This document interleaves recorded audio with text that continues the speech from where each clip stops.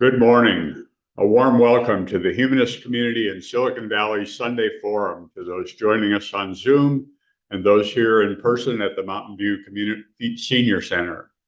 My name is Ray Sunby, president of the Humanist community.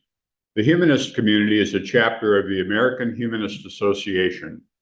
Humanism is a secular and reality-based philosophy of life that affirms our ability and responsibility to lead ethical lives of personal fulfillment that aspire to the greater good. We value freedom, health, happiness, fairness, compassion, and using science and reason to acquire and apply knowledge. If these words describe your thinking, we invite you to become a member of the Humanist community if you have not yet done so. Membership forms are available on our website. A special welcome to those who are with us for the first time. We invite you to continue listening to our weekly forums and other events. You can find all our events listed on the website. Please aid us in continuing to present these forums by donating to the Humanist community. You can find out how to donate to our organization on our website, www.humanists.org. Okay, my name is Alex Savasi. I'm Vice President of the Humanist Community. Okay, today author and researcher Mitchell Diamond is here. He'll discuss the evolutionary biology of religion. Diamond received a BA in biology with a focus on behavior and evolutionary biology, and he has extensively researched the prevailing cognitive science of religion theories. The theories explain religion as something that explains existential mysteries and the purpose of life.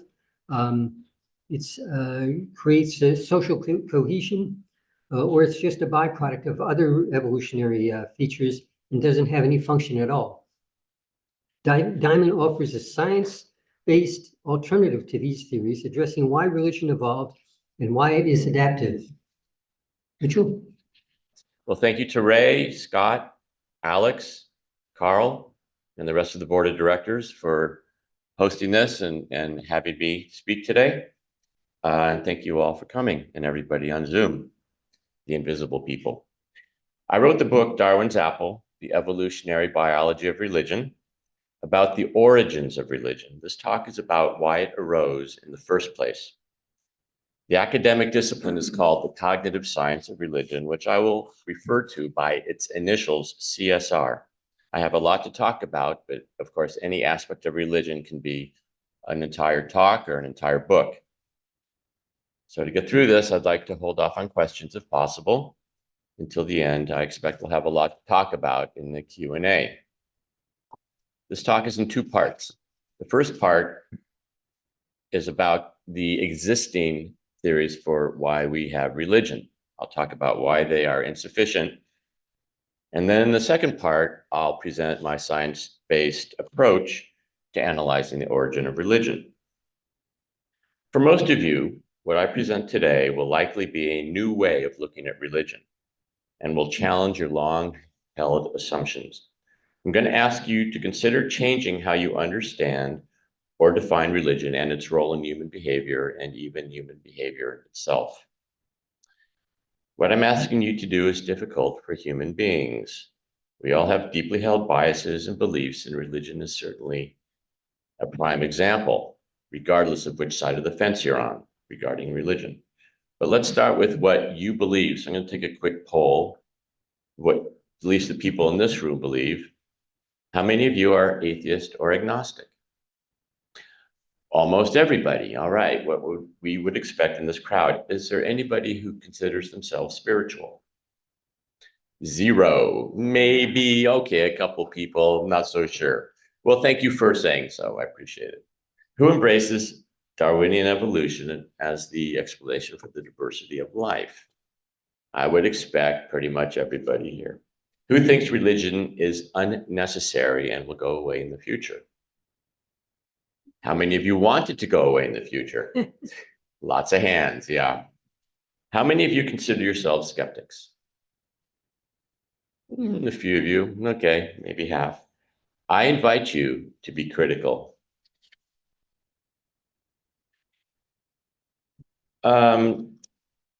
Let's see here. So much of analyzing a complex topic like religion depends on the assumptions that go into it.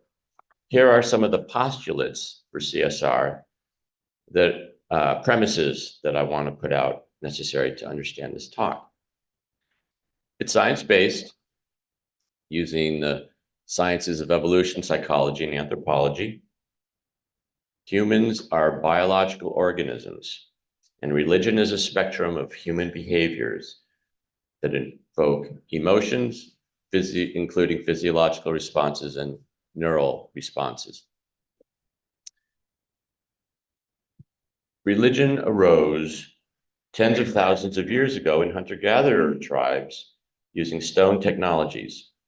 Most anthropologists estimate religion started about 60 to 100,000 years ago. This forces us to think differently about what religion is, which is hard when we all think about religion in the context of our modern society, monotheistic religions like Christianity and their doctrines. But that's not going to work for the hunter-gatherers where religion began. There will be more postulates.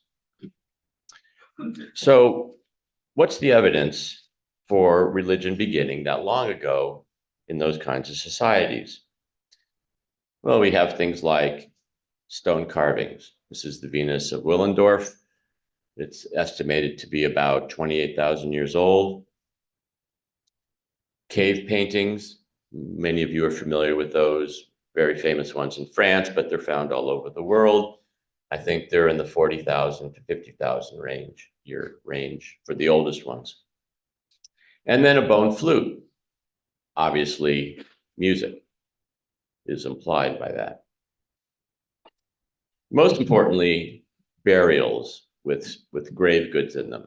And these go back 70, 80, maybe even 100,000 years, where they put tools, weapons, food in with the deceased on the assumption, or we interpret that as meaning that they will go on to another life, that the physical death is not the end of that individual, and they have something like a soul, and these things that go in the grave are necessary for them to use to persist in their afterlife. And this is a very religious kind of concept. So this is why we think that religion got started that long ago. So now we're gonna, one more thing. Piles of ochre, ground up ochre. Ochre is a red rock, iron-rich rock that was used in those times and still used in some cultures today. The idea being that you, as a pigment, you smear it on the body of the deceased for ritual purposes. In some cases, it's smeared on the living. And in some cultures today, you can find people who smear color on their body as well. And those piles of ochre in some of the archaeological sites also date back 100,000 years. All right, so that's the evidence for why we think religion is that old, 100,000 years up to. And some people think it's actually much older, but I don't think the evidence is strong enough for that yet.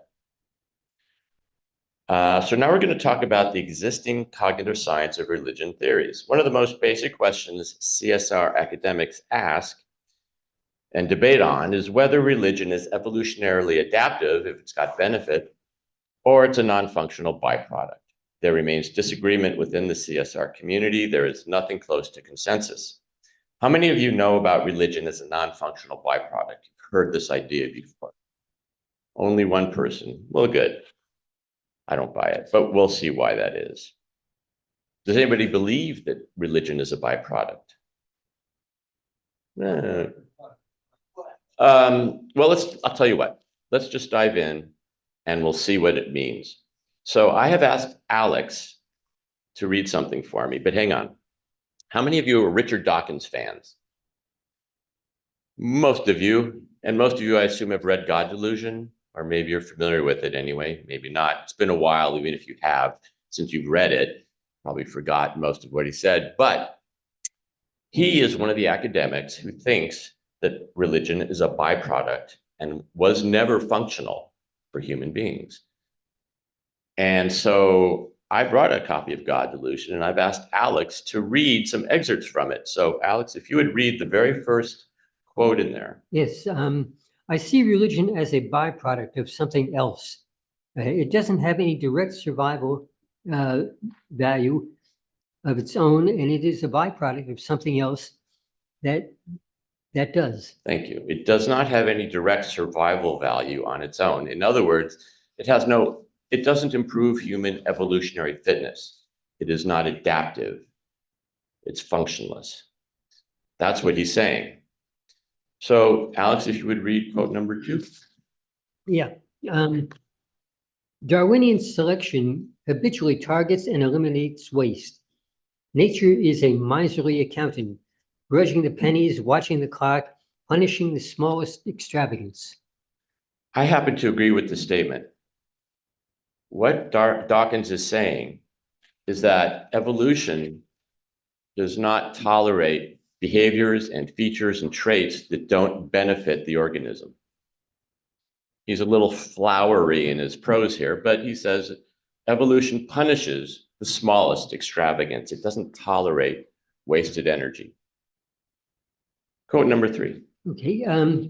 Religious behavior is a time-consuming, energy-consuming, often as extravagantly ornate as the plumage of a bird of paradise. How many pages separate that quote from the previous quote? One page. One page. One page. Take a look at these two quotes separated by one page. Do you see any relationship between the two things? Any ideas? Throw it out there. Say it, scream it. Well, contradictory. They're contradictory. In one page, he contradicts himself. Alex read it. It has to be true. I wouldn't lie. And not only that, he uses two different metaphors that are the same. Yeah, well, so in one, the first one he says watching the clock, that's a time metaphor. And then the second one, he says religious behavior is time consuming. Those are opposite ideas. And then he also uses the word extravagance and extravagantly. Evolution punishes the smallest extravagance. And yet religion is often as extravagantly ornate as the plumage of a bird of paradise. Okay.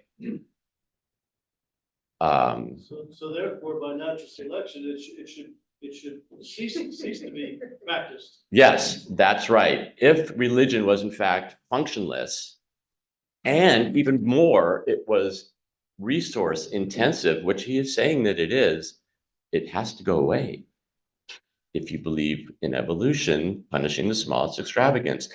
Richard, I'm confused. Can you help us out here? Anybody know Richard? Can you ask him, please, for me? All right. Religion is a non-functional byproduct, would not be tolerated by evolution. Can you read the last quote, please? Yeah. The general theory of religion as an accidental byproduct is a misfiring of something useful, is one I wish to advance. The details are various and complicated and disputable. The details of religion as a byproduct are various, complicated, and disputable. Dawkins could not come closer to disavowing his own idea that religion is a byproduct. Skeptics? I asked if you guys were skeptics. And what do you think about that? Now, I didn't present any science here, only the opinion of a scientist. There's way more to talk about this topic of religion as a byproduct, but don't have time. If you want, we can talk about it in the Q&A. So, more postulates. Religion is not a byproduct. Religion is a biologically evolved, adaptive complex of behaviors. Okay, thanks, Alex. That was great. You're welcome. So the next theory for why humans have religion is probably the most popular adaptive theory. Why it benefits humans is because it improves social cohesion and cooperation. There is certainly a relationship between religion and social cohesion and cooperation, but it is not the reason for the origin of religion. Do we have any Franz de Waal fans here? Do you know who Franz de Waal is? This is a picture of him. He's a primatologist at Emory University in Atlanta. He's written several books and studied the behavior of chimps and monkeys. And what he has found is that, oh, he's also the author of, I gotta wave it around, several books. One is Primates and Philosophers, How Morality Evolved. And he and many other academics have found and described that morality, empathy, altruism all exist in other animals besides humans, especially these primates, who presumably we have similar common ancestors from about 8 million years ago. The assumption is we inherited these qualities, these features of morality, empathy, all the things that go into cooperation, social cohesion, also includes territoriality and dominance hierarchy. We got all these from our animal predecessors. I'll give you another quote here. David DeSteno is a professor of psychology at Northeastern. He says, and he wrote a book about religion, humans do not need religion to be moral or successful or happy. The capacity for goodness is literally woven into our DNA. And by the way, all of you people probably agree that that's the case, that we didn't need religion. We do not need religion to be moral. Of course, you know, non-religious people are as moral or immoral as religious people. There's no difference. Some claim social cohesion is specifically necessary for cooperative hunting and defense. But there's evidence that Neanderthals cooperatively hunted big game. Again, that would mean way before religion was on the scene. Jane Goodall even observed that chimps hunted game and attacked other chimp troops cooperatively. Early genus Homo was making stone tools for at least a couple of million years. They used and controlled fire 700,000 to 800,000 years ago, again, long before religion. All these things required social cohesion and cooperation.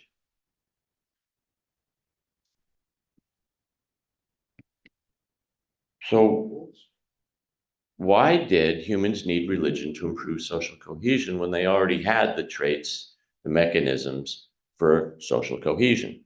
So one thing that people will say, some of the academics, 11,000 years ago or so, the agricultural revolution took off. And then with the abundance of food, societies grew larger and became more difficult to manage societies and organization groups and all that. And maybe that's true. Maybe you needed religion and other things like it to help control the population. But again, that was, I mean, actually the societies didn't really start getting bigger until about 6,000 years ago, maybe 7,000 years ago. Again, religion got started long before that. And some of these academics completely ignore that.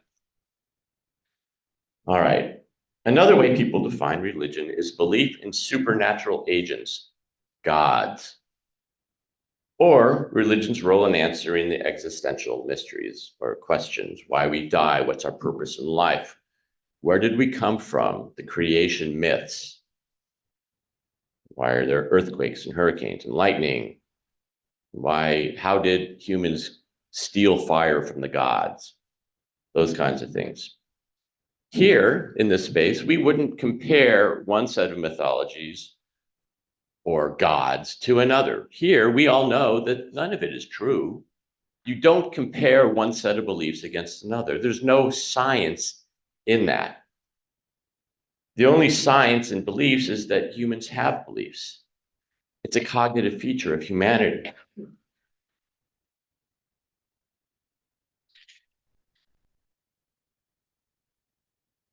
So beliefs are a feature of human cognition. Humans have beliefs about everything. They have political beliefs, don't you know, completely unrelated to reality. Social beliefs, even scientific beliefs people have. So belief in gods and mythologies is just a special case of belief. Before asking why humans have religious beliefs, I ask, why do humans have beliefs at all? What function do beliefs have for humans? These CSR academics don't really address that. Amazingly enough, they just dive in. It's all about belief in religion. That's all they talk about. So what is the function of beliefs in general? How are religious beliefs similar or different than other beliefs? No one talks about it. If you embrace evolution, you must first ask what happened cognitively to humans that enabled them to develop beliefs in the first place, and why. And when you do that, the relationship between religious belief and the overall function of beliefs changes the way we understand religion. Now, having said that, I'm going to put off addressing the overall function of belief for now, but I will address it towards the end of the talk. That's all I'm going to say about the existing cognitive science of religion. Now I want to wipe the slate clean and start the second part of the talk. We're going to talk about how the scientific method is used in order to build a better theory of religion. Here's the scientific method. I'm only going to talk about observation and hypothesis, the first two. We're not going past that, but I just want to put it out there. I assume most of you are familiar with the scientific method a little bit. So, first step, observation. I already said religion is a spectrum of behaviors. What religious behaviors do we observe? Anybody want to throw out an idea? Ceremony. Ceremony. I like that. That's a good one. Any others? What? Worship. Can we call that prayer? It has different forms. Different forms, absolutely. There are lots of different rituals. I'm giving it away here. What is it? Speaking with invisible friends. Speaking with invisible friends. Okay. That's how people walk. What delegation of responsibility? Let's just hold off for now. I mean, we can go down a hole on that one. Ceremony and worship, I'm going to call these things, and the behaviors of religion are ritual. Religious ritual behaviors are the behaviors of religion. Now, it's kind of a tautology, which means it's a circular logic to say religious ritual behaviors are the behaviors of religion because it's using the same word, but we're kind of stuck. We could say sacred ritual behaviors, but we're still kind of in the same ballpark. But we'll talk about why these kinds of behaviors that I will be talking about are different than the mundane or non-sacred or profane, as some people call it, ritual behaviors, because we all have ritual behaviors beyond that. We'll get to that. All right. So, all known cultures engage in these rituals. And there's evidence to suggest that Paleolithic hunter-gatherers performed similar rituals, religious sacred rituals. Now, everything about humans is a mess. You know, everybody has a different way of looking at it. So religious rituals can mean many things, and we were starting to go off on all kinds of stuff on that. But I'm going to talk about 5 specifically. There are way more than that, and the anthropologists slice and dice them in lots of different ways. But I'm going to show you the 5 I talk about, and then I'm going to explain why I talk about it. So the first one is music. We saw the bone flute. We can imagine it's easy for the tribe well, of course, people were looking at recent tribes 100 to 150 years ago and have seen similar things. And we kind of project that the Paleolithic people also did the same things, hollowing out a log to create a drum. It happens that there's quite a bit of brain science about music in the brain. So it's got some good scientific support just to understand how it works. Dance and movement. Examples, the Islamic sect, the Sufis, have the whirling dervishes, maybe you've heard of them, and they spin around for a very long time. And they achieve, they can talk to God, apparently, after they do that, or something. I'm not sure, I can't say exactly what they achieve, but it's a religious thing that they do. But we actually have something that's kind of similar in our own society today, and that is drug-fueled raves. So you have a bunch of kids taking ecstasy or whatever is popular at the moment, listening to electronic music and jumping up and down for hours, and they have maybe some kind of spiritual experience. Art.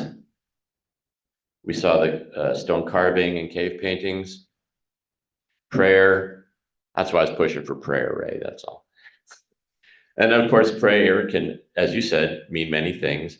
Supplicating hands, bowing head, prostration, kneeling. These are all things that various modern religions do that we're familiar with.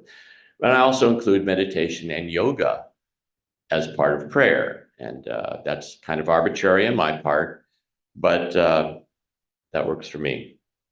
Other people will categorize it differently. Mythology is the last one I'm going to talk about. Mythology is a little tricky because I said gods and myths, we can't compare them scientifically, but it's not the content of the mythologies, it's the behaviors. So you can imagine that tribes people sit around the hearth and then the elders tell the stories, and that's a behavior. But even more than that, in many cultures today, the mythologies are enacted, they're performed. And when they're performed, they're also tend to be with music and dance. All the various of these ritual behaviors tend to be included in these performances. All right. So why do I pick these? They're observable ethologically. Ethology is the study of animal behavior. Jane Goodall is an ethologist. When you, not only can you observe them, but you also can measure them physiologically. You can measure heart rate and blood pressure. You can do brain scans, and certainly people who pray and meditate have had their brain scans, and these are rather well-known studies, if you're interested. They're all components of more complex rituals, like ceremonies and festivals and rites of passage, all tend to include these aspects of these five.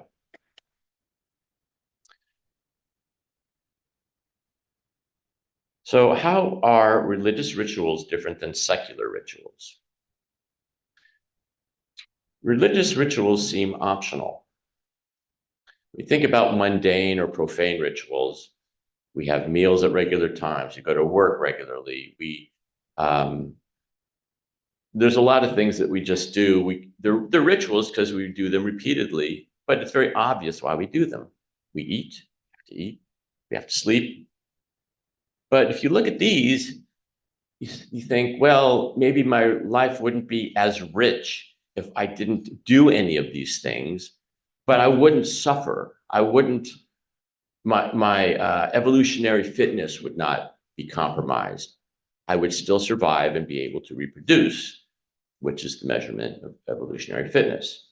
So that's a way to think differently about religious rituals versus other types of rituals. All right, more postulates. Come back. Religious rituals are the behaviors of religion as opposed to non-sacred, mundane, or profane rituals. Religious ritual behavior co-evolved with other cognitive changes in biologically modern humans. So here I am trying to build up a structure for where I'm going with my theory of religion. And here is what I might be New Guinea tribesmen, modern day, since a nice picture taken of them in color. But they're showing a lot of art, and one of the ways that they express their religious fervor, belief, whatever. All right, so now some of you might say, okay, today most of these behaviors that I was listing, those 5 behaviors, have secular versions, music and dance, art, all these things. They're not religious anymore.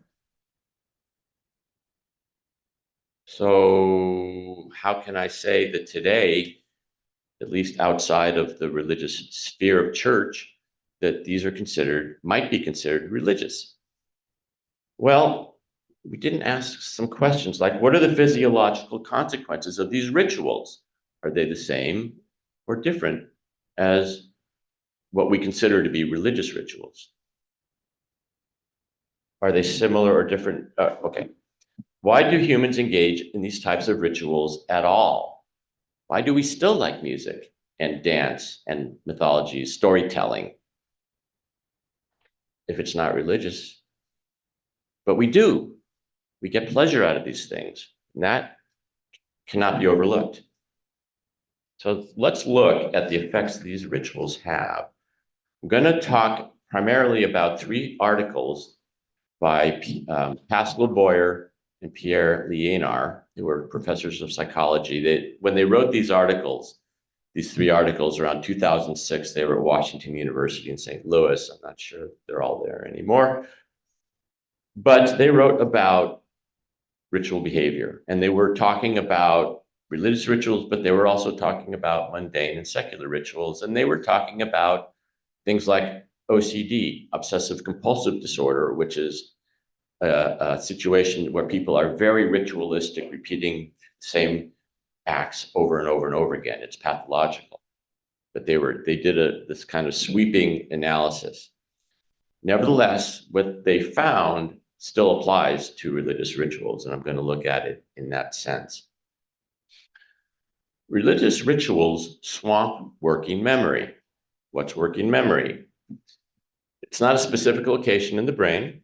It's a metaphor for how all the various aspects of our experience come together. Memories, sensory input from the environment, predispositions, motivations, and biases, thinking and rationality. All this stuff comes together in the moment, and it's in working memory where we make our decisions and our and actions. Kind of important.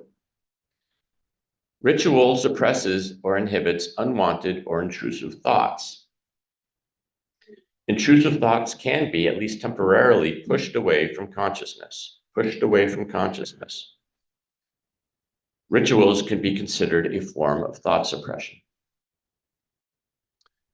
There's a temporary lowering of anxiety levels through the practice of ritual.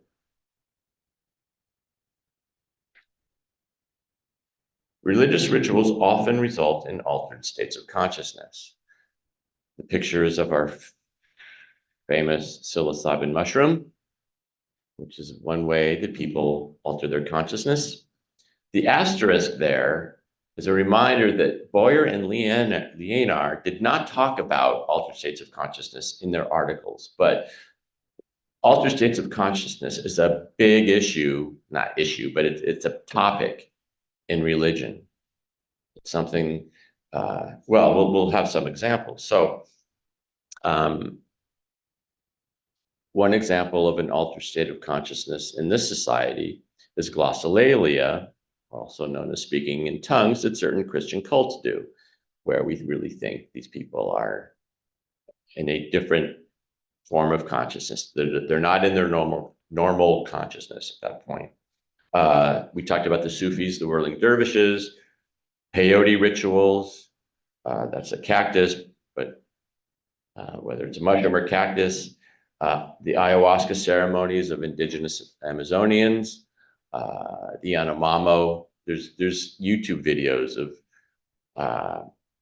they take these long pipes, which are tubes of a plant or something, and they've mixed up ground up the stuff, and one guy at one end of the tube blows it through the tube into the nose of the guy who gets it, and then he goes and he is now gone. I mean, thinks he's a bird and he's flying around and making bird noises. Anyway, there's lots and lots. Pretty much every culture in the world has these kinds of compounds that they use to achieve altered states of consciousness. Even meditation and yoga. I'm not so sure about yoga. Maybe it's true there, but certainly people who are expert meditators have done it for a long time and can really go in, they have altered states of consciousness as well. Now, the effects of these rituals are beneficial. How do we know this? It's no coincidence that what were once religious ritual behaviors are now therapies, psychotherapies. So for example, art therapy, music therapy, they're very robust programs in psychotherapy practices for all these things. There's the American Art Association, American Art Therapy Association, and there's an American Music Therapy Association. These are clearinghouses, help you, get the information you need if you want to become a therapist using these tools. And they list hundreds of studies of each of these types of behaviors, how they benefit people.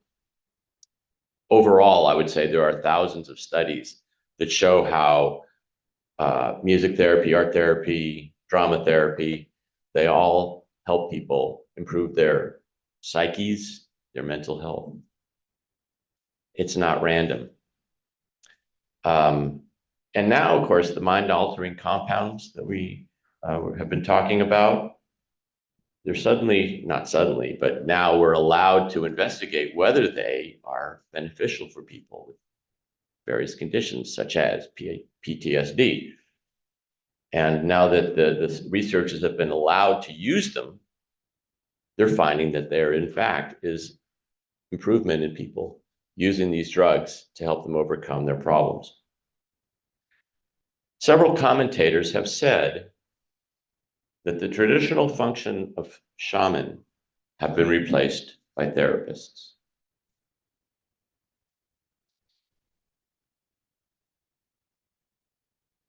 Why would humans need these rituals to swamp working memory, inhibit or suppress intrusive thoughts, lower anxiety levels?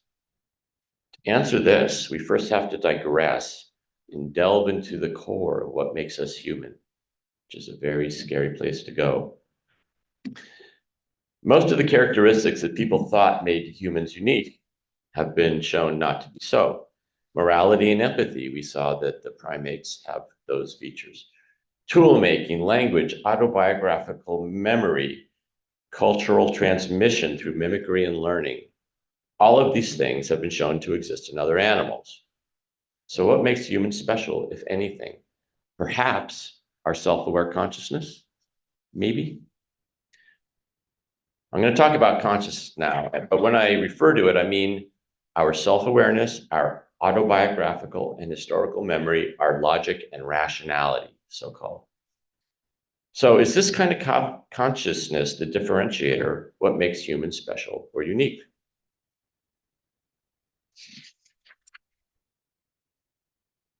Who's really in charge? V.S. Ramachandran is a professor of psychology at UC San Diego and has written several neuroscience popular books, one of which is called A Brief Tour of Human Consciousness. And on the very first page of that book, he says, your conscious life, in short, is nothing but an elaborate post hoc rationalization of things you do for other reasons. Post hoc means after the fact. What he's saying is, we make a decision to act, we do something. We think we told ourselves, I'm going to do this now, that we did it consciously, that we did it intentionally. And he says, no, it's not like that. He says, after the fact, very quickly after the fact, so you don't even sense that it's after the fact, you rationalize the thing you did. You tell yourself, I did this because you think you did it. You decided up front, you were conscious of it, you decided intentionally. He's saying, no, it's not like that. And this is something that many, many, many neuroscientists and psychologists understand and have found to be the case in their studies. Here's another one. We are far less rational in our decision-making than standard economic theory assumes. Our irrational behaviors are neither random nor senseless. They are systematic and predictable. We all make the same types of mistakes over and over because of the basic wiring of our brains. Dan Ariely, professor of psychology, he wrote this book, Predictably Irrational, where he gives lots of examples of how people think they understand their own motivation and turn out not to. All right. So why would this be? What's going on? So consciousness, the way consciousness manifests itself, let me just check something here. Let me go back. I skipped a few things I want to talk about. Our enormous capacity for culture, for creating elaborate technologies, is related to our brain size. The reason we have this wonderful culture and all the science and all this technology is primarily because our brain grew larger. Just a bigger computer.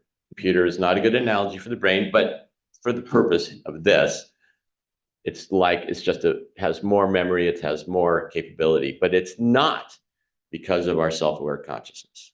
In fact, the neuroscientists estimate that only 2 to 5% of our cognition is modified or influenced by self-aware consciousness, maybe even less.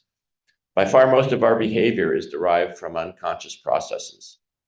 We're not even aware. There's thousands of studies showing how easily our brains can be primed and manipulated to unconsciously make us believe things in ways we are completely unaware of. So why is this important? And what does this have to do with religion, specifically ritual behavior? I'm pointing out that consciousness and rationality don't play a large role in our behavior.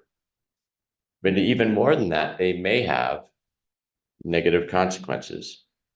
Consciousness and rationality may have negative consequences. Now we can talk about what consciousness can be. It can be noisy, persistent, distracting, looping, and repetitive, self-critical, and judgmental. The way consciousness works is it doesn't have direct knowledge of what's going on, but it's always checking in and saying, do you need me now? Do you need me now? It's noisy.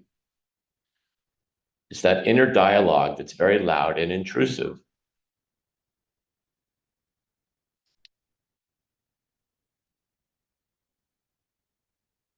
We often fall into patterns of excessive rumination, unwanted thoughts, and anxiety. Not all the time, but a lot of the time it happens. You could lose sleep. Studies show, OCD, obsessive compulsive disorder. These people have a serious pathological issue with their consciousness, talking, and it makes them repeat these behaviors over and over and over again, especially around cleanliness. Studies show that in Western societies, 20 to 25% of the population will have episodes of clinically diagnosable mental illness in their lifetime. Some cognitive scientists believe that number is closer to 50%. That's huge. That's crazy, pardon the pun. I mean, okay, well, many more of us have non-clinical, non-pathological symptoms as well. It's really an endemic feature of the human mind.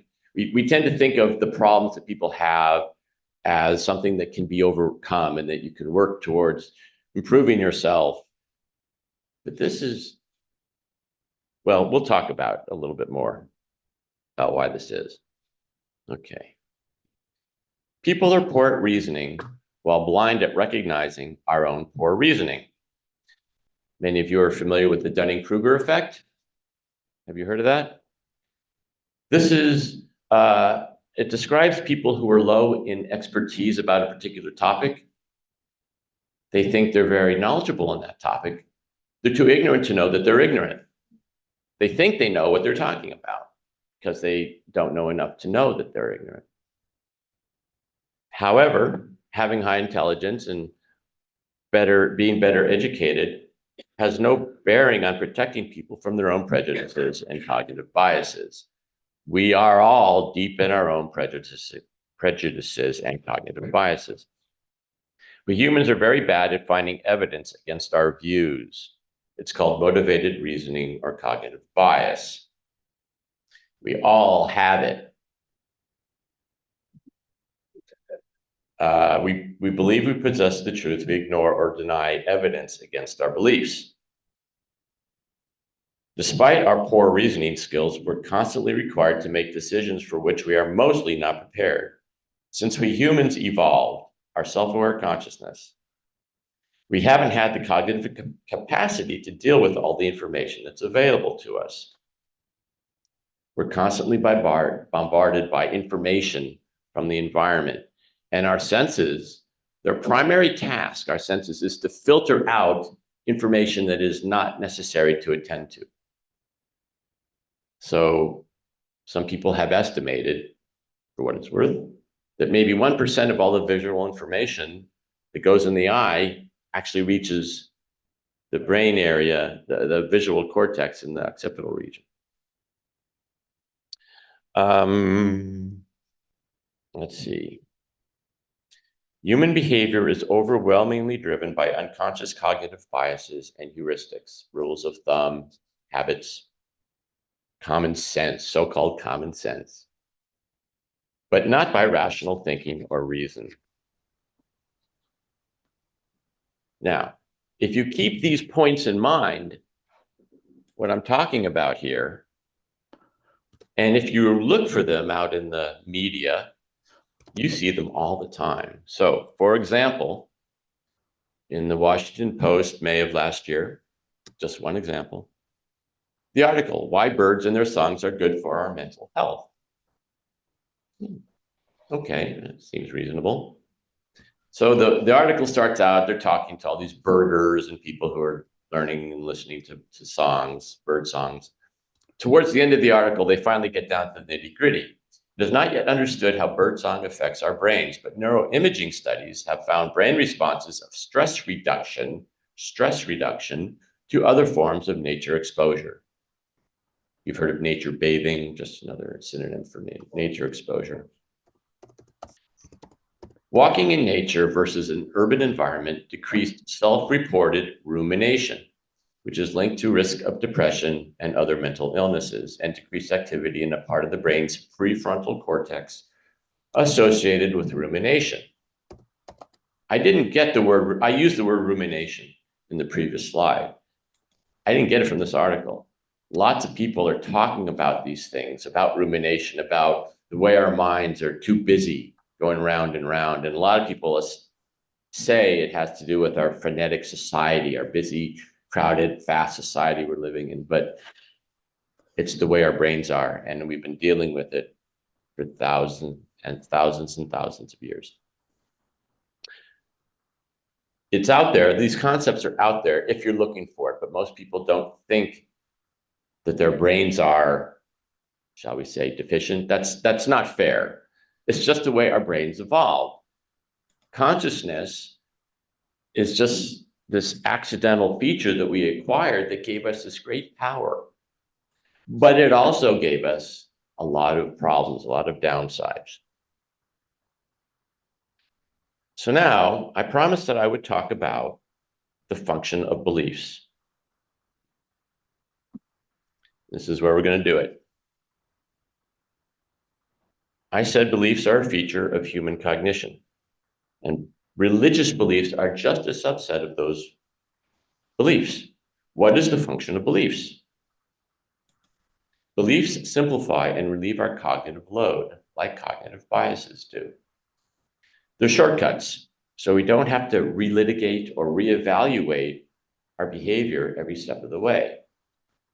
If we had to think about every little thing that we did and evaluate it and rationalize it, it would be completely overwhelming. So much of our behavior is automatic, and it has to be that. And then there's these little cognitive tricks that our brains do like having cognitive biases and beliefs that allow us to shortcut. Once you have a belief, you don't have to think about what's really happening. You already have the knowledge through the belief.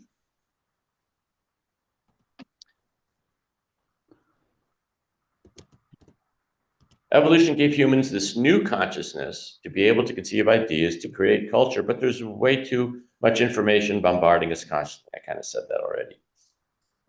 Rational awareness consciousness is far too slow. Beliefs offload the burden of having to constantly make decisions. Okay. Beliefs are a stand-in for reality.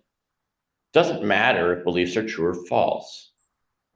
Most of the time, we humans don't want to know the difference and can't tell the difference anyway. And we all have them. We all have them. The human ability to ask existential questions is enabled by our evolved brain, but evolution didn't give us the cognitive skills to answer these questions to the same degree that we can ask them. Consciousness gives us the ability to ask all these questions, and why this and why that, and can't we make it do this and do that? But then we can't, our brains don't generally have the capability to give us those answers. Science has given us more and more answers, but science takes, even a study takes a year or 2 or 3 or 4. The answers are just so slow. And there's that adage you might have heard that for every scientific achievement that's made, it creates 5 new questions. So you never get there anyway. There's always more questions. The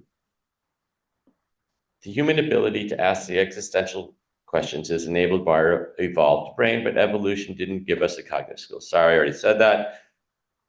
But this imbalance between the conscious ability to ask the questions and the inability to answer them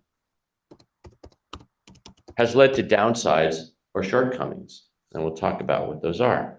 We've kind of seen them, actually. So religious beliefs developed as a special case of rationalizations to answer questions that humans can't otherwise answer. But the basic point of beliefs is that they're a cognitive shortcut to relieve the burden on our working memory. That's really the bigger picture. Our self-aware consciousness says that we're the director of our own movie. We're in control. But psychology and neuroscience says it ain't so. The human brain is in the middle of a multi-million year evolutionary growth spurt. But brain evolution doesn't develop in a nice, tidy direction. That's not how evolution works. Rather, evolution tries random solutions. If you're familiar with how evolution works, it's random mutations tend to be the driving force of evolutionary change. So there's a glut of different neural experiments in our brains for all this experiment that evolution is running. So we get this enormous range of cognitive strategies. Many may seem bizarre. Besides the mental health issues we've already talked about a little bit, there's dyslexia, there's autism spectrum disorder, there's synesthesia. You know what synesthesia is? This is a condition in which people who have it mix their senses. So people, for instance, will see colors. When they look at a number, it associates with a specific color. That's an example. Some people have it musically, so specific notes might have specific colors, but the associations aren't always with color. There are people, it's fascinating the way people have these kinds of associations. And it's built into the brain. It's just what they have. ADHD, just another example. There's many more variations of brain functioning considered neurodivergent, but not pathological. They're just differences, but we don't consider them to be a problem per se. So we're in this pickle where we believe our inner dialogue, our self-awareness is reality. So we tell ourselves that our shortcomings are aberrations and can be fixed. We should be able to overcome our mental weaknesses. Now, I've been going on about how self-aware consciousness is problematic. So let me give you just one example of how our thinking, awareness, consciousness gets in the way, and that is to contrast flow versus consciousness. Does anybody know about flow? Flow, okay, Carl knows about flow. It's not a lady on the insurance commercial. A state of flow when people perform at their highest level. So athletes, musicians, and dancers, and others who are performers, who are very skilled at something, they're in a state of flow. And in a state of flow, they're acting without thinking. Do we have any musicians here? Any performers? No. Okay, well, that's okay. But I have talked to them, and maybe you know them as well, I'm sure. When you're performing, especially doing fast finger movements, piano, on the guitar, whatever it is, if you think about it, you're going to screw yourself up. It has to be muscle memory. It has to be automatic.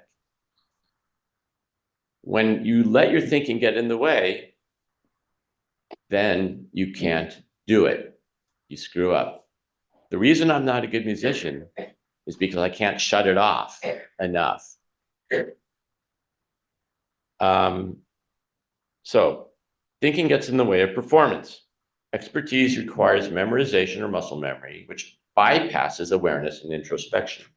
Of course, practice and learning require conscious effort, but to get really good, you need to turn off the noisy internal dialogue. Performers choke when thinking gets in the way. Stage fright is an example of choking under pressure. People underperform because of expectations enabled by consciousness. There's many more ways that thinking self-aware consciousness is problematic. I believe this consciousness is a tremendous boon to humanity. It has helped us to achieve fabulous technologies that we enjoy today. It's made our society. We always say, I'm glad to be alive today and not 100 years ago. And it's true, because 100 years ago, I would die from a simple respiratory disease that now we have antibiotics for. And it's like that every step of the way. And in 100 more years, when I'm not here, they'll say, it's the greatest time to be alive, maybe. Well, I won't know anyway. But this consciousness that's such a boon is also a threat. It interferes with human evolutionary fitness. Postulate. Self-aware consciousness evolved with both severe costs, downsides, and drawbacks that must be ameliorated, lessened, and reduced, as well as providing great benefits that enable our advanced societies.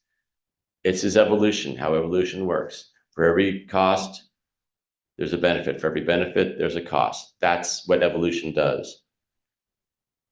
So let's review. We started the second part of this talk with the first step in the scientific method, which is observation. We observed that religious rituals are the behaviors of religion.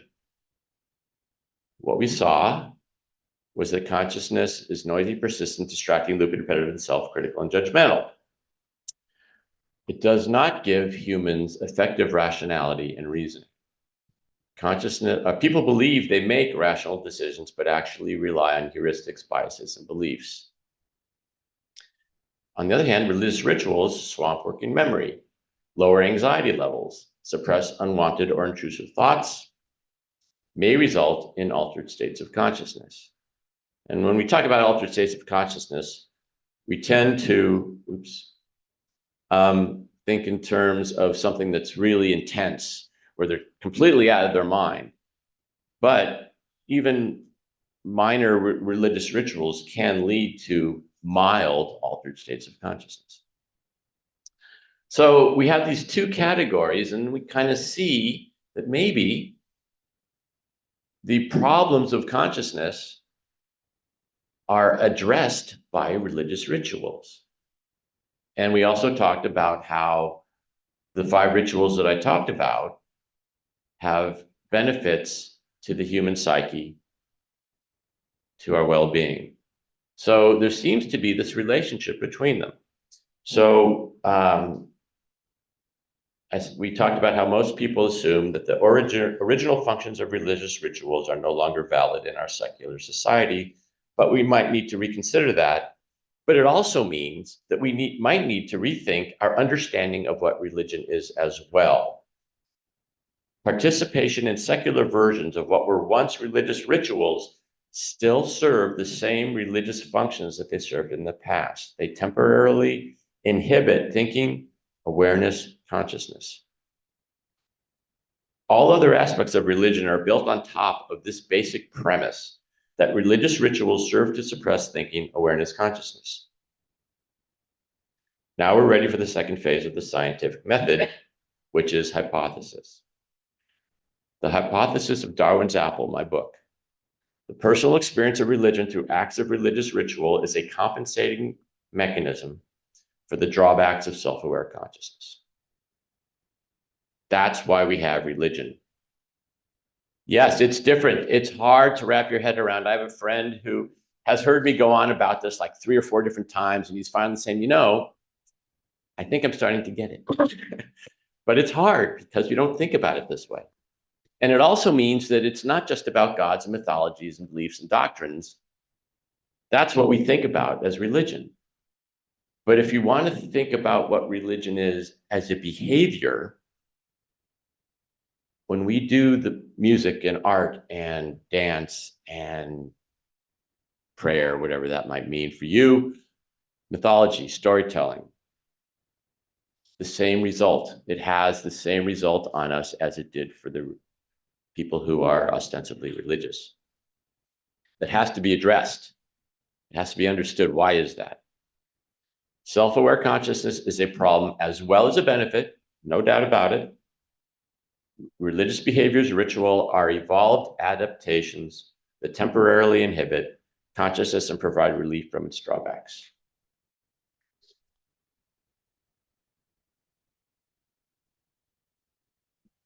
One more thing. If you're so motivated, you can read the first chapter of my book online at Darwin's Apple to see if it's something you'd like to pursue further. You don't have to buy the book. Just read the first chapter. It'll give you a nice overview of where it's going. Or, of course, you can buy the book. I have some here for sale. $15. What a deal. Lastly, I have references for the sources I cite in this talk if you're interested. Thank you very much for your attention.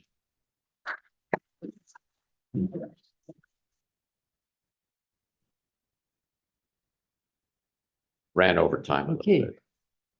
Bill, I see you've got your hand up. Mitchell, the physicists restrict themselves to the known repeatable facts of the inert universe that are constant and easily observable throughout space-time. They have actual facts. They are the only ones who can perform repeatable experiments throughout space-time and get the same answers. You are speaking from the viewpoint of biologists, psychologists, and other people. There is nothing in psychology, biology, or paleontology that is not open for argument and discussion. Now, one more thing. The crows are more intelligent than we are because they have more connections in their brains than we do, even though their brains are smaller because they have smaller nerves. And there are some very important facts that the physicists know that no one else knows. And once again, they are restricted to observable facts that have been constant throughout space-time. Works for me. Carl, I just wanted to make a comment. A lot of folks are out there and also in the room. They're taking notes, and this particular presentation is being recorded and will be online in about 3 to 5 days. Just go to humanist.org. okay, Michael, I see you've got your hand up. Yeah, thank you for your presentation. And I think it's your explanation of why religion is so important for people, why is it so persistent, it's plausible, but we also need to explain the opposite. Why there are so many people, and it seems like the growing number of people who seem to be doing just fine without religion and don't feel a need in religion. Or maybe a related question is that some of the same brain facilities that evolved or co-evolved for this religious experience, they are used now for something closely related, like the state of flow or some quasi-religious spiritual experience that people don't call religion, but maybe it relies on the same brain structures, or maybe plays somewhat similar role. So, what could you say about this? Well, if I understand correctly, you're saying are there people who are religious and then there are people who are not religious? But I'm saying that what it means to be religious is different than what we are used to. It isn't simply going to church. It isn't simply reading the scriptures. Being religious are the behaviors, are the ritual behaviors, and everybody does the ritual behaviors. So that's hard for people to grasp because I'm an atheist. And a lot of people here are atheist or agnostic. Most of the people who are attending this, whether on Zoom or otherwise. And so to hear that we have religious behaviors even today, it flies in the face of everything that we've always believed. But I'm talking about the behaviors. That's what's observable. That is what is testable by psychologists and biologists, despite not being physics. But in the meantime, we're going with it because they pay a hell of a lot of money to a lot of biologists and psychologists in academic institutions. So we'll have to assume that there was something. In any case, yeah, we enjoy religious rituals. What were once religious rituals, and I'm maintaining that they still have the same function. They are pleasurable. They affect our reward centers in our brain. That matters. That means something. And so then it's a matter of trying to understand why that is. And I gave the reason why that is a compensating mechanism for consciousness. But the fact is, these activities are pleasurable, and we continue to embrace them and participate in music and art and dance and all these things. Okay, and Masuma. Yeah, could you describe self-aware consciousness? I didn't quite understand, especially from the neurological perspective. What are the underpinnings from the neuroscience, not from psychology, behavioral observation, but from the neurological aspects? Well, and also, I have another question. Why do you use religious, which has a very strong connotations? Why don't you use something else to say that our everyday beliefs or whatever the rituals we do have some underpinnings? I'm open to suggestion. What do you have the problem is I'm using a word that is understood. And so if you change the word, then people may not understand what it is I'm trying to say. And then I have to spend a lot of time trying to define what that word is. Like, so just as a completely different example, we now have non-binary genders. What's the pronoun for the non-binary genders? They, them? That's a terrible word because now it's just more confusing because it's the plural. It's referring to a lot of people, and now it's they, them is a single person. We need a better word. And there are some proposals out there, but it's hard to get that into the social consciousness, if you will. And it's the same with this. What's a word that we can use to refer to sacred? Maybe I could do sacred, but people will still jump into the thinking that is part of the religious experience. So I don't have an answer to that, but I'm open to suggestion. Okay, thank you. Oh, but there was the first question, which is, tell me again. Your first question. Yes, self-aware consciousness, Oh, I okay, didn't quite got it. understand, but also from the neurological Right. underpinning, Well, not from behavioral observation. That's a terrible question. I'm sorry. It's not you. It's the fact that people continue to debate what consciousness is. And it's horrible. And so in my book, I actually say, I can't define consciousness, because you're going to, you can read all about it from all these different people who talk about it and write about it. And there's still no good answer.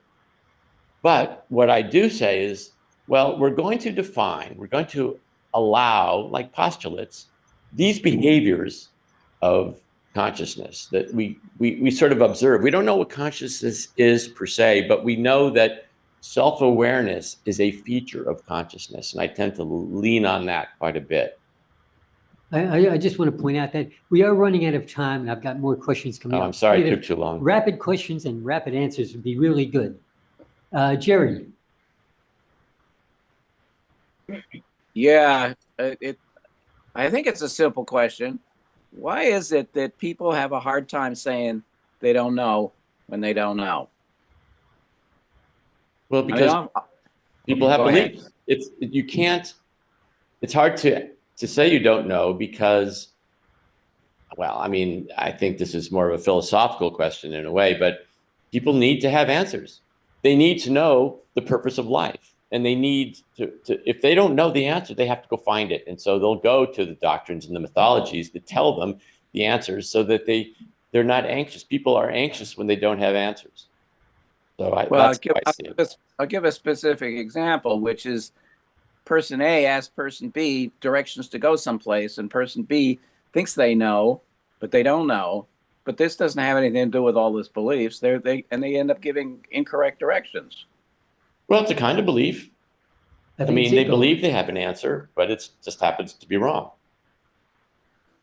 Well, basic question is, I think a lot of people have a hard time saying I don't know, and I don't know why they don't. I admit that I don't say I don't know enough, and now I'm done. Okay.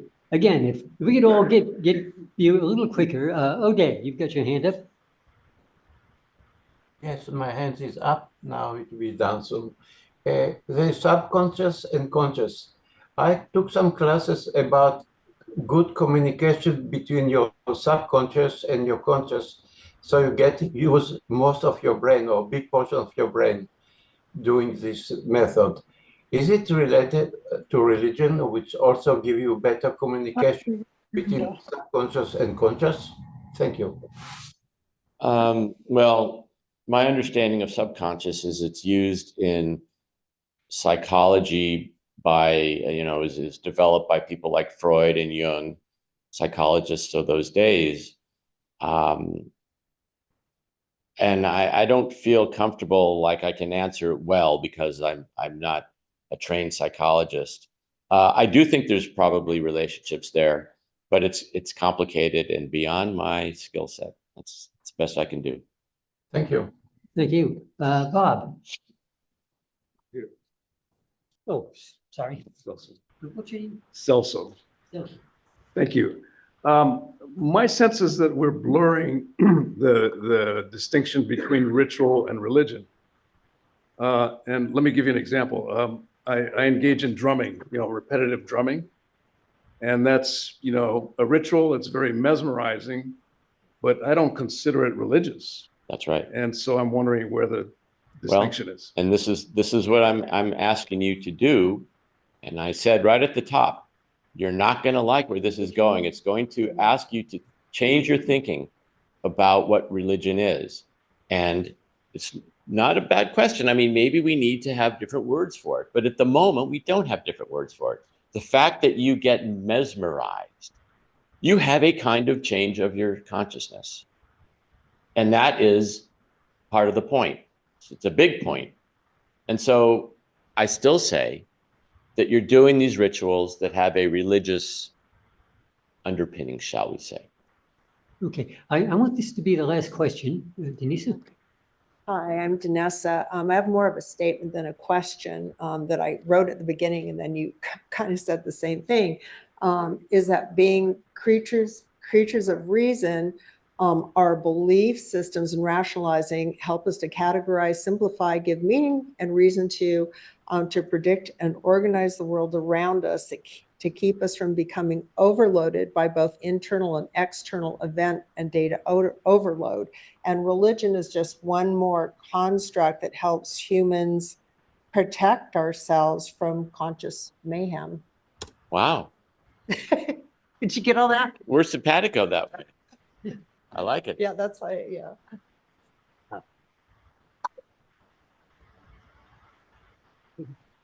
All right. Quantum computers have consciousness. Now, Okay. I think we're going to break for get ready for lunch here. Greg, you can keep the. I see several questions up on the board from the chat room. If you want to address those while we're getting ready here, that'd be okay. Okay.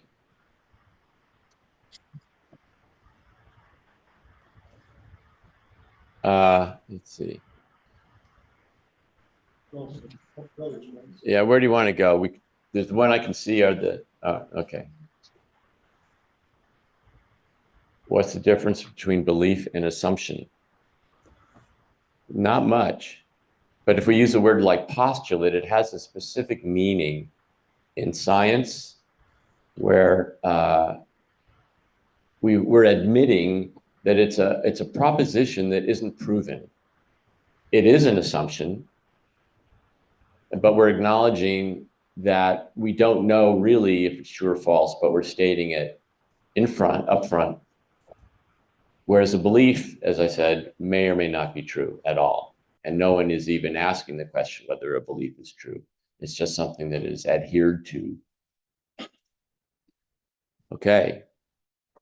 Many scientists believe that time is an illusion, that humans came up with the concept of time to measure what our senses tell us about entropy. Could religion be a human invention to help us feel more secure about our place in the universal consciousness? Is it just a coincidence that music is tuned to 440 hertz and the universe vibrates at 432 hertz? To the last question, I have no idea. And also this idea of universal consciousness. Well, there's a lot of people who say that consciousness is a physical or physics level conception, that the universe is conscious. I have no opinion about that. From entanglement, I'm told. It may be. I have no idea. I did not do well in physics. I focus on the consciousness of the individual human.